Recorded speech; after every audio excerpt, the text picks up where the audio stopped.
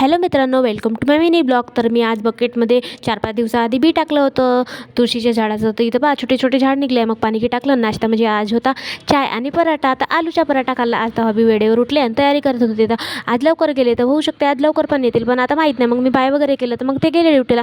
मग मी स्वयंपाक वगैरे केला. मग स्वयंपाक वगैरे झाल्यावर गॅसवर टाकी पुसून घेतला, गॅस वगैरे पुसून घेतली आणि कामं आटपली. मग आली दुकानामध्ये. मला घ्यायचं होतं कम्फर्ट. तर मग कम्फर्ट घेतलं ना, घरी आली तर मला धुवायचे होते कपडे. बघू शकता तुम्ही, आज खूप कपडे काढले होते मी धुवाले. मग वरता आले धुवत, ऊन होती वरतं कपडे टाकून द्यावं म्हटलं.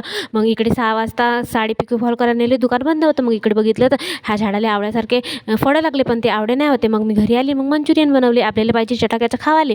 मग चोपडं खाले. मग बनवले मंचू. असे काही बनले होते बा. सांग जा कसे बनले. तर मग मी ब्लॉग टाकला आहे याच्यावर, तर तुम्ही ट्राय नक्की करून बघा. यमी आणि टेस्टी बनले होते बरं. वाव, किती मस्त लागत होते, एकदम टेस्टी आणि यमी. तर एकदा तुम्ही नक्की ट्राय करा. तर हे आहे